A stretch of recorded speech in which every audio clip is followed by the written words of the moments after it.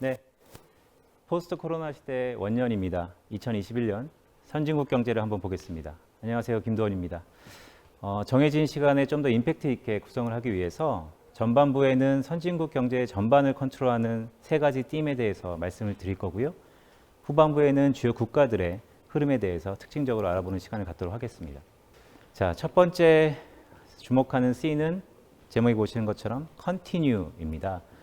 왼쪽의 그래프 보시는 것처럼 최근 선진국 사회에서 코로나19가 재확산되고 있습니다. 연초에 생겼던 우려감들이 현실화되는 것이죠. 코로나 경기 침체 기간에 따라서 과연 글로벌 경제가 과거로 회귀할 것이냐 아니면 이전과 다른 세상으로 전환될 것인가에 대해서 상당 부분 이견이 분분한 상태입니다. 다행스럽게도 이번 주에 화이자라든지 모더나사에서 백신에 대한 개발이 진전되면서 일부 기대감도 있는 것이 사실입니다. 하지만 WHO에 따르면 과거 전염병 발병 이후에 백신의 안정적인 상용화까지는 평균 약 한 10년 정도 이상이 걸렸더라라는 것도 우리에게는 다소 지금의 기대감을 조금 경감시킬 수 있는 요소이기도 합니다. 오른쪽 차트를 보시면 저는 생각이 좀 다릅니다. 보시면 코로나 이전으로의 완전한 회귀는 어쩌면 불가능에 가깝지 않을까라는 생각도 갖고 있습니다. 그렇게 보는 이유는 최근 애플의 이동성 지수이죠. 코로나19 터진 다음에 미국 경제를 잘 모니터링하는 데 유용하게 쓰이는 지표입니다. 보시면 자동차랑 도보 지표는 코로나19 이전 수준을 회복했습니다. 하지만 대중교통은 여전히 코로나19 이전 수준으로 회복하지 못하고 있다는 게 무엇을 의미할까요? 결국 코로나가 얼마나 지속되는지 그 기간에 따라서 과거로 회귀될지 아니면 또 다른 세상이 펼칠지에 이런 분수령이 된다라는 말씀을 드립니다. 자, 두 번째 C는 콜라보레이션입니다. 국가별 경기 대응력에 따라서 회복 속도의 차이가 있을 것으로 판단하고 있습니다. 왼쪽 차트에 보시는 것처럼 코로나19 이후에 주요국들이 많은 정책적 대응을 펼쳤습니다.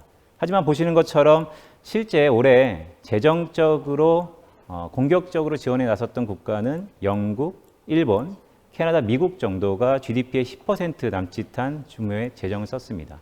다른 국가들은 도대체 무엇을 했었냐? 보시는 것처럼 대부분 대출이나 보증, 즉 언젠가 우리가 민간 쪽에서 갚아야 되는 유동성을 공급했다라는 것이죠. 결국 늘어난 재정 부담으로 인해서 통화정책의 역할의 변화가 예상되고 있습니다. 통화정책은 이전과는 달리 재정정책을 보조하는 역할로서 전환될 것이다 라고 보고 있고요. 그렇기 때문에 저희가 기대하는 2021년은 재정정책의 역할에 대해서 상당 부분 생각해 볼 필요가 있습니다. 하지만 세상에 공짜 점심은 없죠. 자, 재정을 마련하기 위해서는 세금 아니면 국채입니다.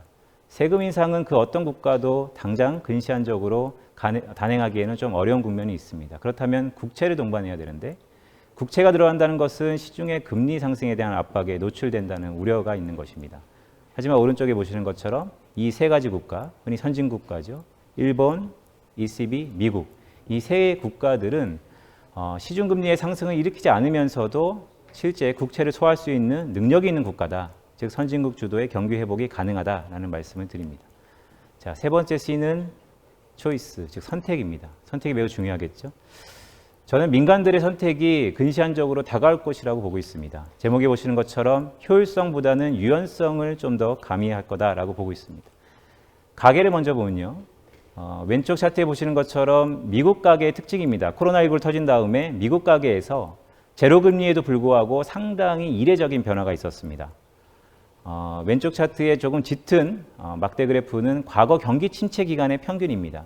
70년 이후에 미국의 경기 리세션 구간에 과연 개인 소득이라든지 저축이 얼마나 증가했는지를 나타내는 것인데 실제 올해 코로나19 터진 다음에 보시는 것처럼 저축이 훨씬 늘었고요. 정부의 사회적 보전 지출도 그만큼 늘었습니다.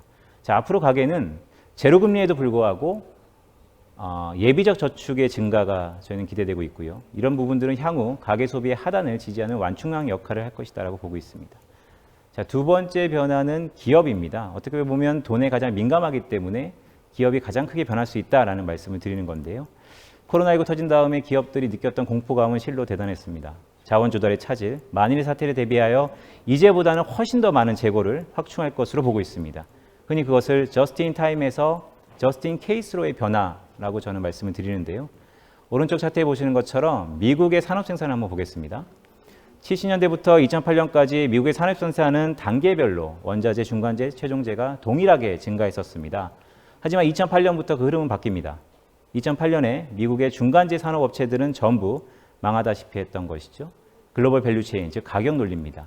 더 이상 미국 제품을 쓰지 않습니다. 중국산, 대만산, 한국산, 여러 아시아 국가들의 중간재를 써왔다면 코로나19 이후에 이제는 미국 기업들이 실제로 자기들이 원하는 리쇼어링을 감안해서 중간재를 자체적으로 생산할 것이다.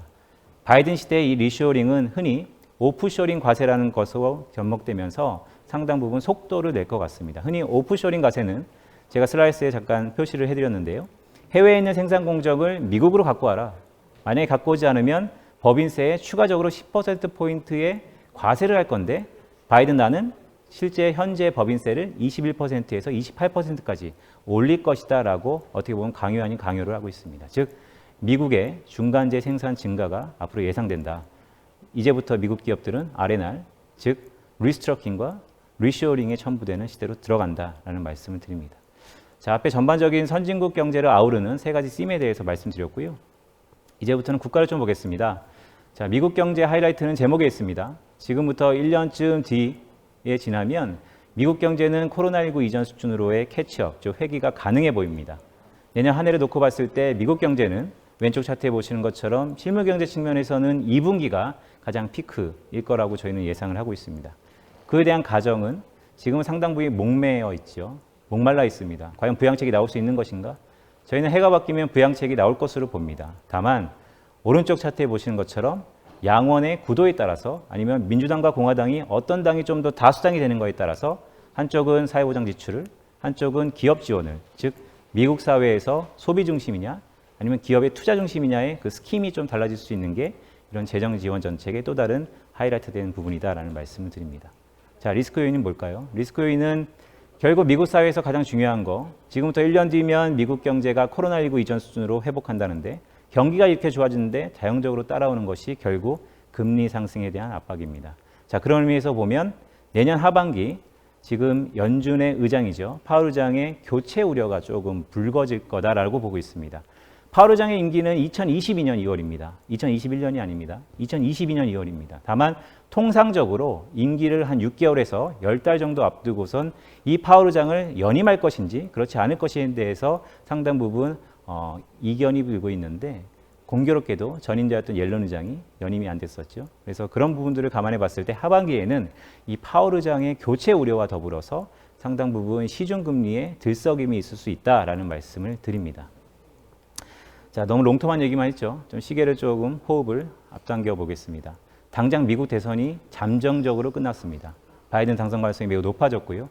하지만 한편에서는 트럼프 대통령이 선거에 대해서 불복 가능성을 지속적으로 끊임없이 제기하고 있습니다. 저희가 제시해드리는 날짜는 두 가지가 있습니다. 첫 번째로는 12월 8일입니다.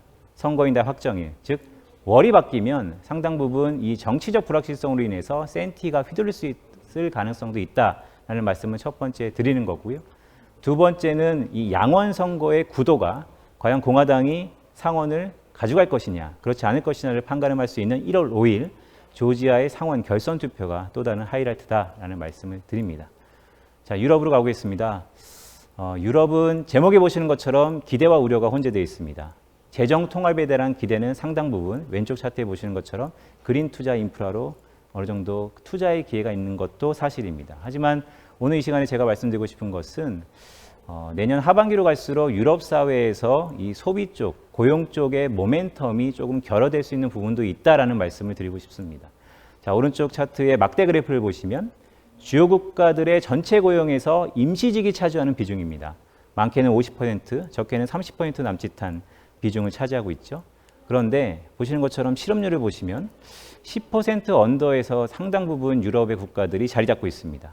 미국과는 조금 차이가 있죠. 미국은 코로나19 이전에 3.5%의 실업률이 14.7%로 급등했다가 최근 들어서 다시 6.9%로 내려온 상태입니다. 반면에 유럽은 코로나가 서비스에 대한 여파가 큰데 또한 전 세계에서 관광업의 비중이 가장 크고 또한 차트에 보시는 것처럼 주요 국가들에서 임시직의 비중이 가장 큼에도 불구하고 실업률이 안정적이었다는 가장 큰 이유는 국가가 그 많은 것들을 떠안았기 때문입니다. 이 역시도 공짜 점심은 없습니다. 결국 재원이 부족한 유럽의 일부 국가들에서 내년 하반기로 갈수록 이런 재정적인 여력이 축소될 수밖에 없고, 그러면 고용시장의 추가적인 둔화 가능성도 저희가 생각해 볼 필요가 있다라는 말씀을 드립니다. 자, 끝으로 일본입니다. 자, 일본은 만감이 교차합니다. 스가노믹스에도 불구하고 선진국에서의 가장 느린 회복을 저희는 제시하고 있습니다. 다만 오늘 말씀드리고 싶은 것은 왼쪽 차트입니다. 일본 그러면 디플레이션에 대한 압력이 노출되어 있습니다. 과연 내년에 이 디플레이션을 탈피할 수 있을 것인가? 아니면 여전히 디플레이션 압력에서 자유롭지 못할 것인가? 자, 저에 대한 해답은 왼쪽 차트는 일본의 소비자 물가를 나타낸 차트입니다. 0 밑으로 내려가면 물가가 하락하고 디플레이션 압력이 높아지는 것이고요. 0보다 위에 있으면 이 디플레이션에서 벗어나는 것입니다. 하지만 통계적으로 이 소비자 물가에 선행하는 지표가 있죠. 바로 엔화 환율입니다. 보시면 최근에 엔화 강세 흐름이 결국 일본 경제의 이 디플레이션 압력에서 상당히 자유롭지 못할 것이다. 즉 일본은 선진국에서 가장 느린 회복이 불가피할 것이다 라는 말씀을 드립니다. 자, 결론입니다. 포스트 코로나 시대 세 가지 C를 주목하자라는 말씀을 드렸습니다. 결국 코로나 얼마나 지속되는가, 적어도 잠정적으로 상당 기간 오래 걸릴 것이다 라는 소결론이 있고요. 자, 두 번째, 협력이 얼마나 긴밀할 것인가, 국채를 찍을 텐데 시중에 금리가 안 튈 수 있는 국가는 어딘가, 결국 선진국이라는 말씀을 드리고요. 끝으로 초이스, 즉 민간이, 가계와 기업들이 이제는 효율성보다는 유연성으로 태세를 전환시킬 것이다. 가계는 저축을, 기업은 이전보다 훨씬 많은 재고를 확충할 것이다 라는 말씀을 드립니다. 자, 선진국은 미국, 유럽, 일본 순입니다. 미국은 정확히 2021년 3분기가 코로나19 이전의 수준을 캐치업. 자, 유럽은 하반기로 갈수록 고용시장에 대한 둔화, 회복 탄력이 조금 결여될 수 있다. 일본은 애석하게도 선진국 내에서는 가장 느린 회복이 불가피하다라는 말씀을 드립니다. 자, 끝으로 시계를 좀 당겨서 당장 다음 달에 우리는 무엇을 주목해야 되느냐? 결국 미국 대선과 결부된 12월 8일 선거인단 확정일이고요. 다행스럽게도 바이든 정부가 트럼프 정부가 해왔던 이전의 정책과 180도 전환되기보다는 적어도 내년까지에는 기존의 트럼프 정책의 그런 경제 정책들의 흐름이 이어질 수 있는 것도 저희가 한번 생각해 보자라는 말씀을 드립니다. 감사합니다.